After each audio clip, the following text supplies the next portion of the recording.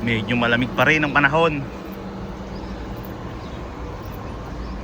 Karamihan sa mga tao ngayon dito ay walang pasok, kaya napakadaming sasakyan sa paligid. Kaya ba ayaw ko ditong mag park dahil ang daming mga bike dito tuwing umaga.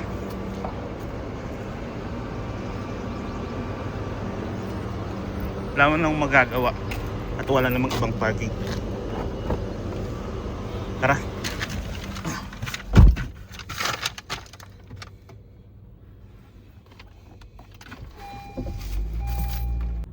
Ipapakita ko sa inyo kung saan ako dumadaan pag pumapasok papunta sa trabaho. Tara. Ngayong umaga ay dito ako dumaan sa shortcut.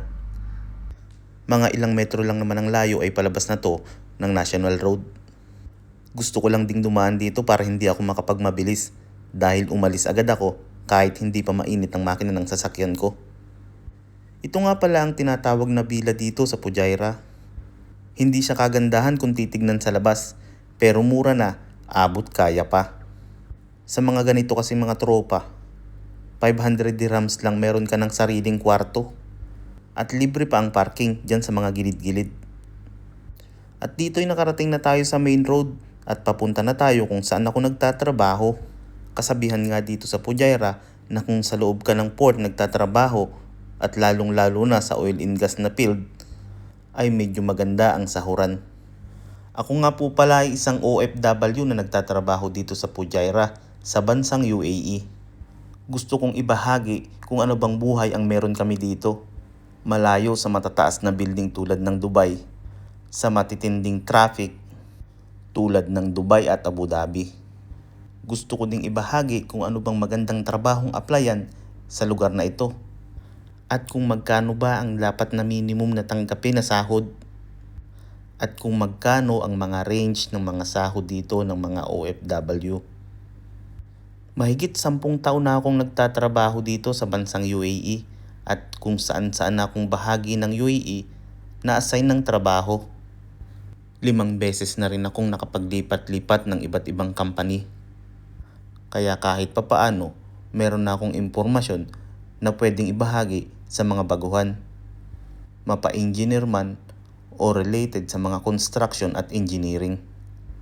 2015 nang unang salta ko dito sa UAE at nag-stay ako sa Dubai. 4 na taon din akong nagtrabaho sa Dubai. Sa loob ng 4 na taon na yun, isang company lang, construction company. Ang aming mga project ay mga dinedevelop na daan at mga building, matataas na building. Pag nakikita ko na nga itong mga bundok na ito sa paligid, ibig sabihin ay malapit na ako dito sa site office namin.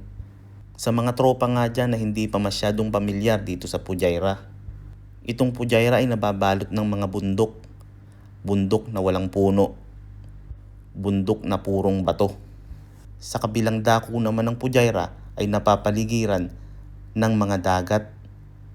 Hayaan nyo mga tropa, sa susunod na video ko ay ipapasyal ko kayo sa Pujairah. Sa ngayon ay hanggang dito muna ang kwento natin dahil malapit na ako sa trabaho namin. Diyan lang po ako nagtatrabaho sa mga tangke na nakikita nyo na yan. Sa susunod ay ikukwento ko naman po sa inyo kung paano ba kami napadpad dito at paano ba mag-apply. Ano ba ang mga requirements at ano ang mga kailangan gawin para magkaroon ng malaking chance na matanggap sa trabaho dito. Lalong-lalo na sa mga oil and gas. O siya mga tropa, nandito na ako sa parking namin. Hanggang dito na lang. Salamat sa 4 na minutong panonood.